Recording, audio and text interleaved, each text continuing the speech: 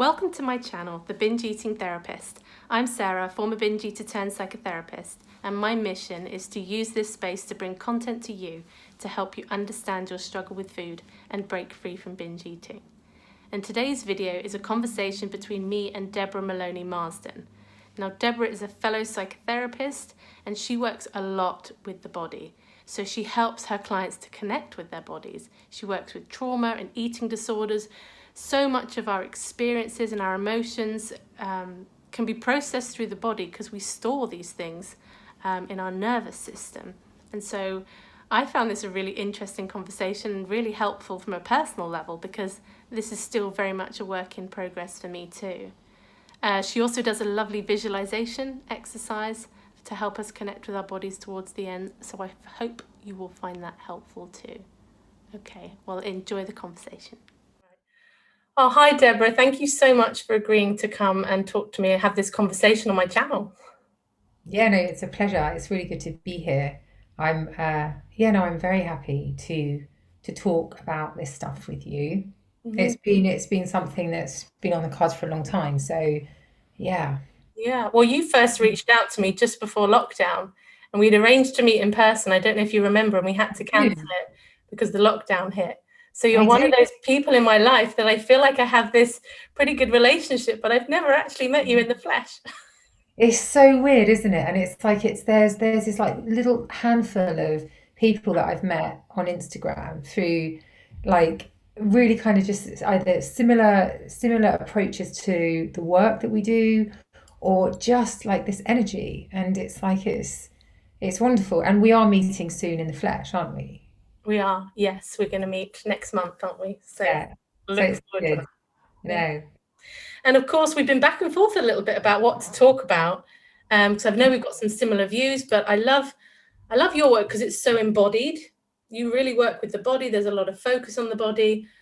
My work involves that as well, even though I don't know if I talk as much about the body as I think could be beneficial for people. So that's why I think it's important that we could spend some time actually talking about these bodies, not necessarily just yours and mine, Yeah. but bodies in general. Well, and I think for me, it's like it's the feelings in the body, right? And it's like it's so easy to kind of blame the shell of the body, the kind of the external of the body for all of the things that are wrong. But so often it's the things that are happening inside the body. And it's a both and to some extent. But for me, so much of the work is around getting comfortable with that disease that we have inside ourselves.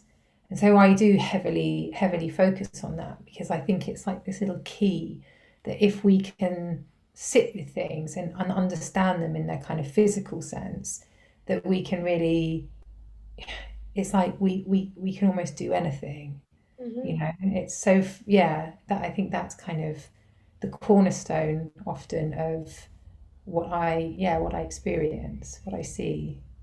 When you were talking then, I just had a memory pop into my mind of my dad saying to me, I was a kid, I must have been about 8 years old, I think, saying that, oh, when you're younger, you don't even realize you have a body. He goes, it's not until you get older that you actually even notice that you have a body. And I remember at the time thinking that that was ridiculous. I'm like, I know I've got a body, but I think as I've got older and a bit wiser and been on a bit of a journey with my own body, I feel like Yeah. I've just this moment when you were talking then understood what you were saying. Yeah. And it's true, isn't it? We as a society, we kind of live in this quite disembodied way, and it's the body is objectified. It's and it I think for a lot of people it's like it depends where you are, but I know that a lot of people when they're young, if their body is criticized, if their body is objectified, picked on, bullied upon, they know they have a body, and it's like it's that kind of, and it's this almost thing that has to be managed or carried around, but it's so visible. There's nothing you can do about this body. It's like, and everyone can see it. So there's this kind of self-consciousness and shame that develops from being aware of having a body that isn't okay or isn't acceptable or is open to criticism. And there's a real vulnerability in that kind of, in that. Does that make sense? It's kind Yeah. of, yeah.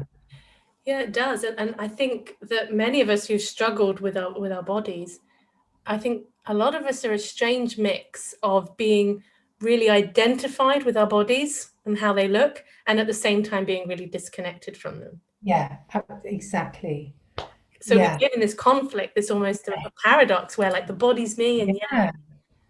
I'm not embodied. I love that word, embodied. I mean, So everything, isn't it? It's, would you be happy to kind of say what that means? Because some people might hear that word embodied and think, I don't really know what you're talking yeah. You know, for me personally, and it's going to be different for everyone, but it's you know, I feel the micro fluctuations in the entirety of my body. It's like I'm really in it. I know what's moving, I know what's releasing, I know what's tense, I know what's there, you know, and I'm not scared of any area of my body. You know, about. so I can sit in something that used to feel like a no-go area, and I can go in there and I can sit in there, and I can move as freely as my body allows me to move, and I can explore ranges of movements and edges physically in the same way that we do it mentally. It's like we get to something that we're learning mentally, and we kind of we push on, and we kind of go in there, and it's kind of doing it in a tender way with the body. It's kind of, and what happens if I go further here or move here or feel more. And so it's kind of, it's a physical process, and it's a really conscious emotional process of, yeah, I keep going, I keep looking, I keep being curious. And there's something about always feeling the ground underneath me, which is really important, and it provides a real stillness to life. So that's been my journey with it, and I think the reason I started in the way of kind of that bit that we're scared of, because anxiety very often kind of sits here because we're quite scared of falling into the stuff that's underneath, you know, the shame, you know, the distress, the emotional issues or pain that we've had previously in our lives. And so we kind of stay here. And so for me, it was a process of I've got to go in there. I've got to keep looking. I've got to keep going to the places that used to feel off limits. And then I look at them and it's like, oh, actually, it's okay. The world can bear seeing that. I can be that. But it is quite a physical process. Hmm. So someone who's feeling quite disconnected from that, I even felt a bit envious when you talk about being that aware of what's going on in your body, because I don't think I'm there. So how would you start with somebody who's like, okay, I see the value in this, but every Yeah. time I go in there, I'm not aware of anything. Yeah, and I think that's it. I think we're probably talking about a kind of my personal journey and how it has to be, and there is that. But I think for most people, and it's so dependent on who it is and who we're working with, but creating a sense of the ground, I think, is always something that is really important. Oh, look, there's gravity. It's supporting me, it's holding me, it's here. My legs are connected to the floor, to the earth. You know, it's like it's being aware of our legs, it's feeling into them. So, you know, there are different exercises that I use with people just to bring them into that sense of safety and gravity, you know, and yet for some people that wouldn't be the right thing to do. It's so it does depend. I think that one exercise which is really lovely is the gentle kind of tensing exercise, where you gently sort of tense your calves, you feel the muscles in them, you gently tense your thighs, kind of pull your kneecaps up, tense your glutes really subtly. Are you doing it? Yeah. Could you tell by the look on my face? I probably had a faraway look in my eyes. But it's like, it's just, you know, and it's gradual, and it kind of, yeah, it just kind of brings you in quite physically into the grounding, because it's quite nice to do the visualizations, but sometimes that physical grounding is quite nice. But feeling our heartbeat, Sarah, just putting our hand on our heart and feeling what that is, it's like, okay, it's happening. If you put your hand on your lower belly and just feel it now, it's moving in and out because you're breathing, and it's always doing that, and it's like okay. And if I breathe a bit deeper, it kind of moves even further out. And suddenly there's this kind of like relationship with all the things that are happening all the time, and it's quite nice. So, how do you think we end up in so much of a war with our bodies? Do you think it's just to do with other people and messages out there saying that our bodies are wrong? Do you think that's the main Yeah, reason? Do you think there are other ways that we end up there? no, I think that we're, I like for me, and I guess my understanding of the world is that we are so punitive about feeling, about being emotional beings, being vulnerable. This kind of cultural idea of, stiff upper lip, it's strong not to cry. All of that is forcing us out of our bodies. It's saying that to feel is difficult, and so we try and avoid it at all costs. If we're not brought up by people that feel safe enough to feel and to be the whole of themselves, and it's very hard for us to learn that. And that's why we kind of end up living up here, because this stuff is kind of a no-go area. And so I think that's where a lot of the split happens. We say that it's better to be logical, rational. We can think our way out of everything. We can, as long as we've got our sort of left brain working, we're fine. And I think that that's kind of where the split happens. I think that we kind of move further and further out of our bodies, as we grow up. Hmm. What do you think of that? Yeah, well, I'm also now thinking that we store things in our bodies. I had this sort of image when you were talking of a child who's very distressed, and the Yeah, adults around are angry with the child and they want the child to calm down. And most of us as kids were probably in that position at some point, and we have to push it down. So we push whatever this distress is, we shove it down and we store it in our bodies. And then to be in our bodies means to get in touch with the yeah, original distress potentially. I mean, yeah. that's And that's such, because I specialize in bulimia.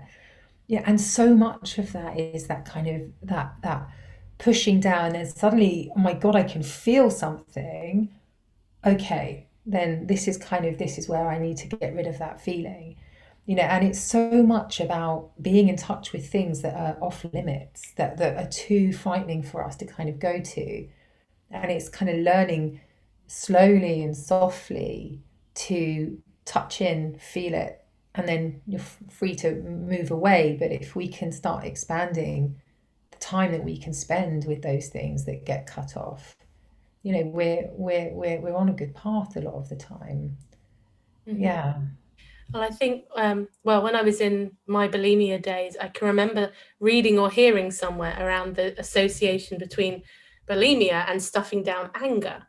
And I Yeah. remember thinking, nope, that's ridiculous. Like, I don't have a problem with that. It made no sense to me Yeah. at the time. And it's only kind of quite a few years on, really, that I Yeah. could see where that had been. That was the not allowed feeling growing Yeah. up, was anger. And I think there's a lot of as well around femininity and anger and what it means to be feminine and angry, and how those two get passed off as hysteria. Oh, that word, I Sarah. know. I know. I It's horrible, isn't it? remember when I was doing my master's, and it was like, and Freud was talking about, women being hysterical, and it was just so jarring. But it's so, I mean, we're laughing about it because we can see how sexist it is, and also how far we've come. But maybe the fabric of our society hasn't come that far. We still have these slights, don't we, about kind of when women act a certain way. It's like, are they on their period, or are they this, or You know, it's kind of it, it's pathologized still. Like we're still supposed to be a certain way to some extent. And while there's so many of us now that are kind of really doing it differently, and so it is changing. I think definitely when I was young, there was a sense of, no, this is how one is supposed to behave, and that isn't acceptable. Yeah. So around that idea of like the body storing stuff. So I had an experience at Janine Roth's retreat, which I'd be really curious to get your thoughts on because I Oh, I haven't told forgot you you did about this. that. Yeah. But 3 times this happened to me, and it was a Yeah. body response with no story. And that's really unusual, I think, to have a response where you feel it in your body, but like the mind, there was Yeah. a story around it. And 3 times when she was talking about emotional hunger, I got that prickly feeling here behind my eyes, which is shame for me, that burning here.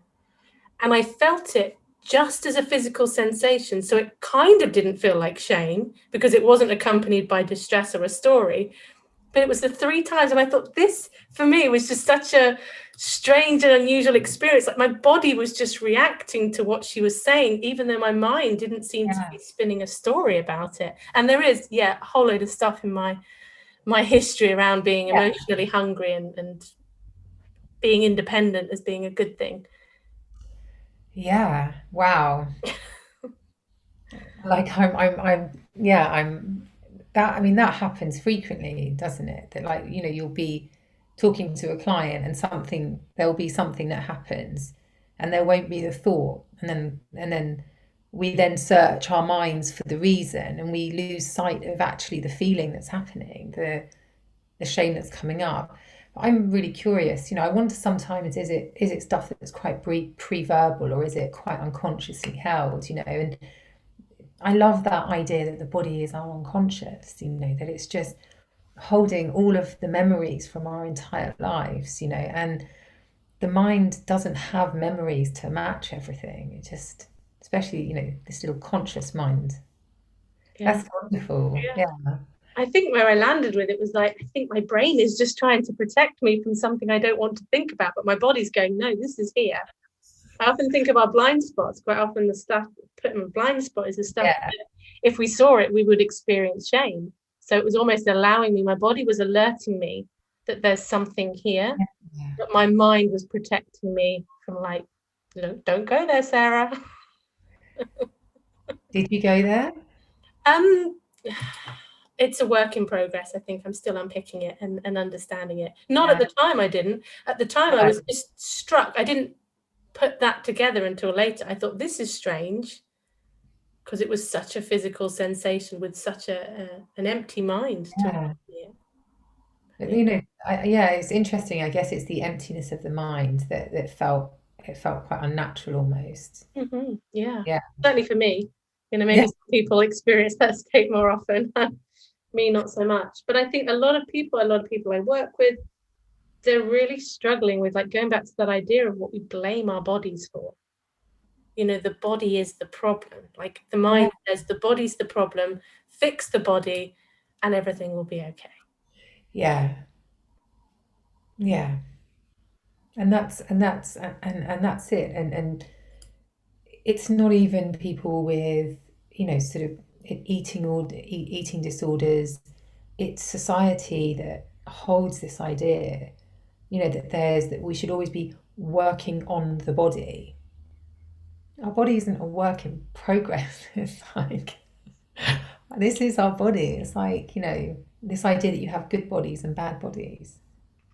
I mean, bodies are bodies, there's no, it's, but all of these messages that kind of keep coming in. And so if somebody's saying, well, this is a good body and this is a bad body, and you believe that your body fits into the latter category, then it's very easy for you to think that the whole sum of your woes is because your body is the wrong shape, or it could be this, it could be that.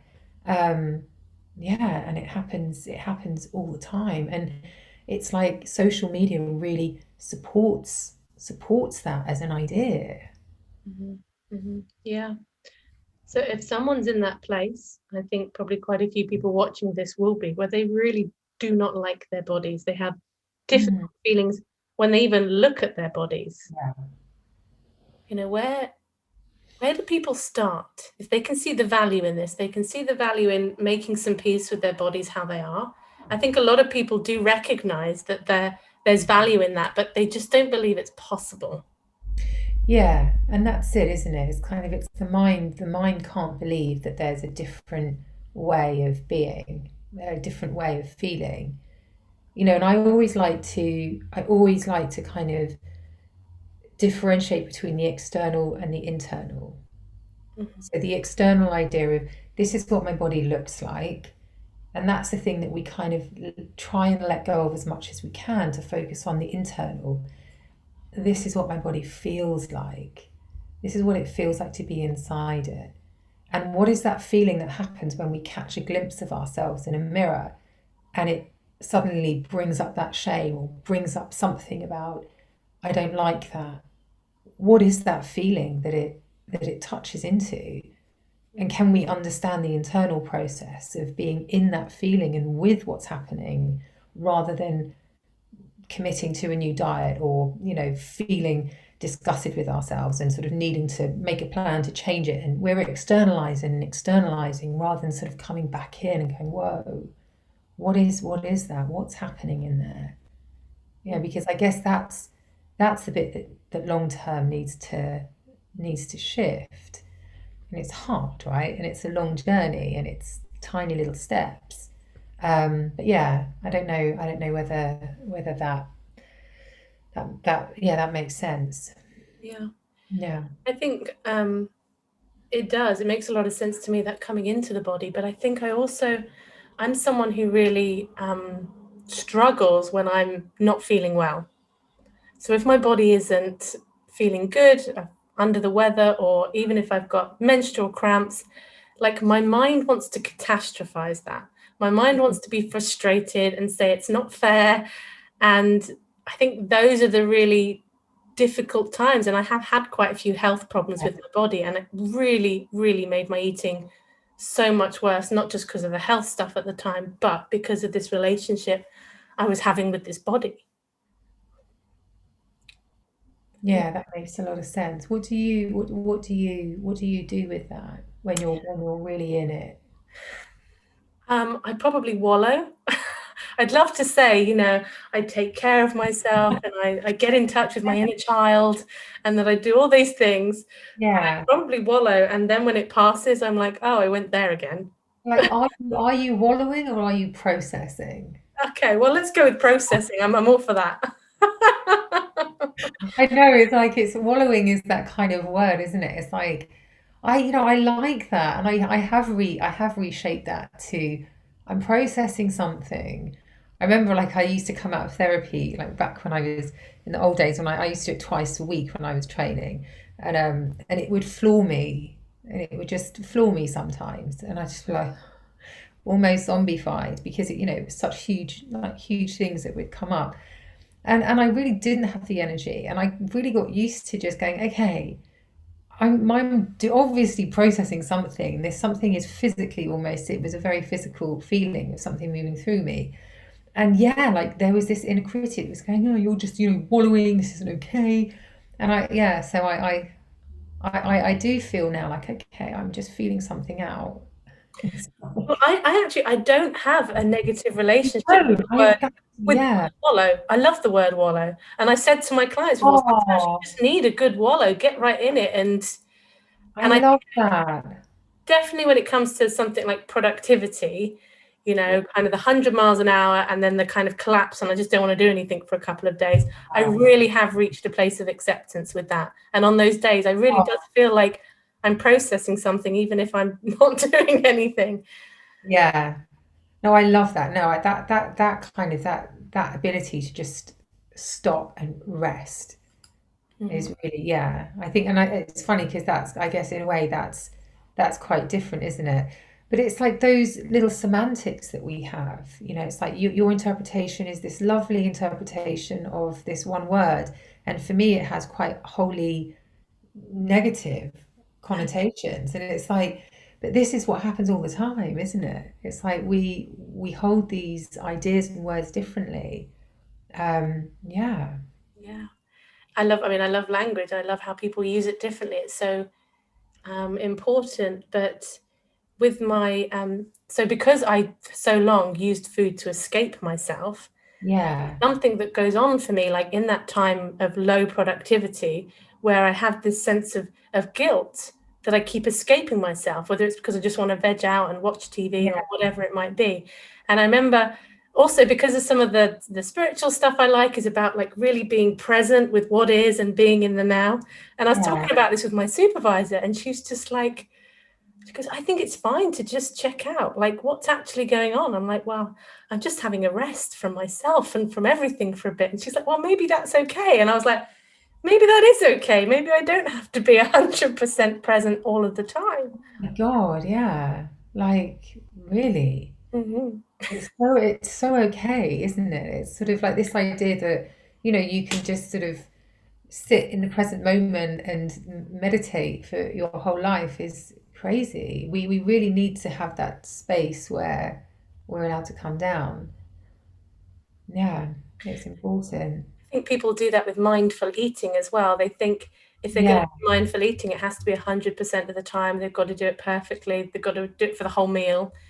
I think sometimes I just taste the first few bites, or just have one meal a day yeah. or a week or a month, or like whatever it is. How, if you're always switching off when you eat, how This can is, you bring a yeah. bit of presence in without turning Yeah. it into an all or nothing? Yeah. And I think that's it, isn't it? And it's the same with kind of being, feeling your feelings. It's like you don't sit feeling your feelings the entire time. A lot of the time, there's not much to feel. It's kind of like, and it's little. And that's how we start developing new habits. It's like, if I have one mindful meal a week and then it's maybe one a day, and then, it's kind of, and that's how it grows. But I mean, even that would be amazing. But it's like, it's all about increments. And I think sometimes at the beginning of the journey, when we're looking at our eating disorders, whatever they may be, it feels so insurmountable. It's like it feels like such a long, long, long journey. And even when you're halfway through it, you still sometimes think, I haven't got anywhere. Like I'm still having X thoughts, or I'm still doing this behavior, or it's still, and we don't realize just how far we move by doing these tiny changes, and understanding things in slightly different ways, and looking at our bodies in a slightly different way, understanding our journey in a different way. And all of these things make really huge changes that we can't always see when we're inside and we're doing the work. So Yeah. yeah. Reminds me of that C.S. Lewis quote. I don't know if you know it. It's the one where, isn't it funny how day by day nothing changes, and when you look back, everything is different. Oh, I love that. It's a really lovely quote. Yeah. Yeah. That's really, that landed in my heart, because it is. It's like, you look back, it's like, whoo, you realize, but obviously a lot of these thought patterns and a lot of these patterns, you know, there's echoes of them within us forever, right? Mhm. It's like there's an echo. So even 20, 30 years, sometimes we still hear that echo. And it's like if we get that lucky and it becomes an echo, right? And it doesn't happen. But I guess that idea of our bodies holding our journey and holding everything in it, it's like, of course we're going to remember. Of course things are going to remind us, and it's going to feel similar, or it'll feel the same, but it won't be the same. It will be different, Mhm. because we have moved forward, or we've moved on, or we're doing things slightly differently. Yeah. And that slow journey and that building up of experience, I think I see it all the time when someone who's in recovery or recovered from an eating disorder, Mm. you can tell when you ask them, like, how did you recover? It's not a succinct, oh, I did A, B, C, and then I recovered. It's this sort of winding journey. And I think that Yeah, frustrates people. And in a world of like promises of, I see it a lot with binge eating, coaching programs, be binge free in 8 weeks, never binge again, just by filling out this program, and then people feel like they failed just as they were feeling with diets. It's Yeah. the thing. Yeah, no, or I agree. It's kind of they are deeply embedded coping mechanisms. Mm-hmm. Like, it's like they're deeply embedded in us. It's so we need to deeply embed other things in us, and that takes time. It's like as we stop using one pathway, we're creating another.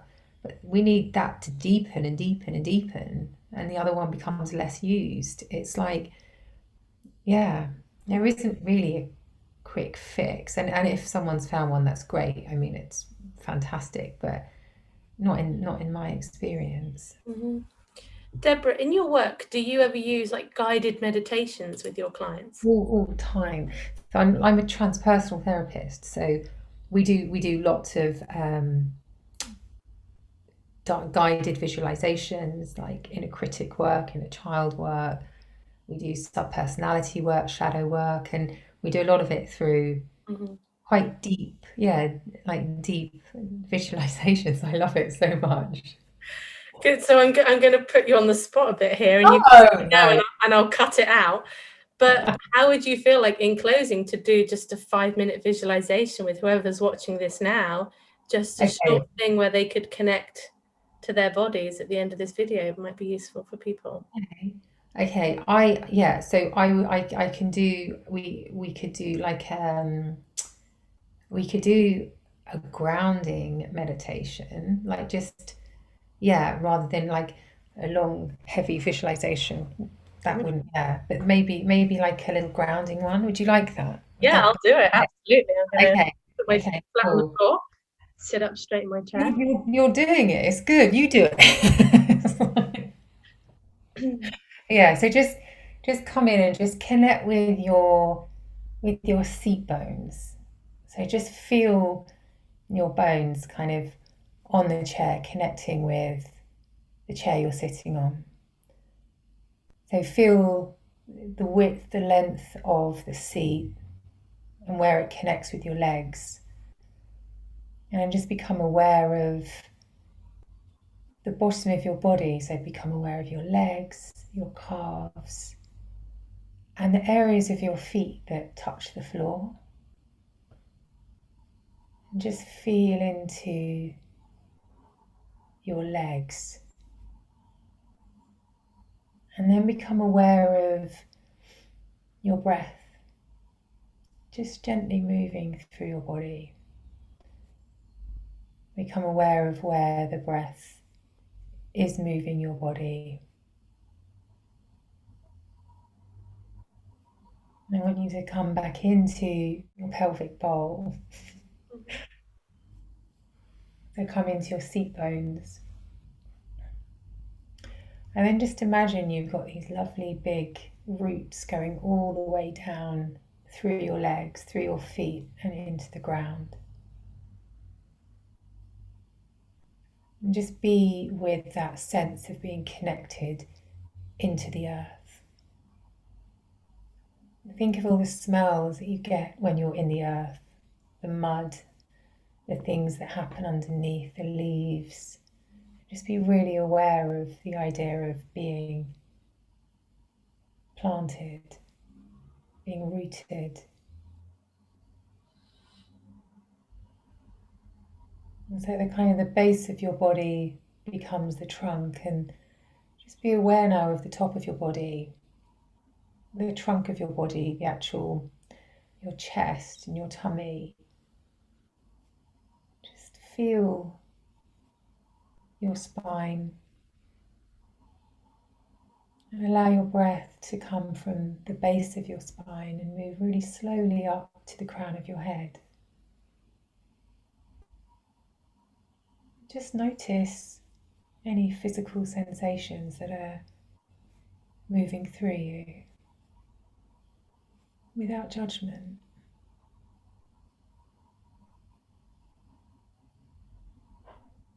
Allow your breath to just be what it is.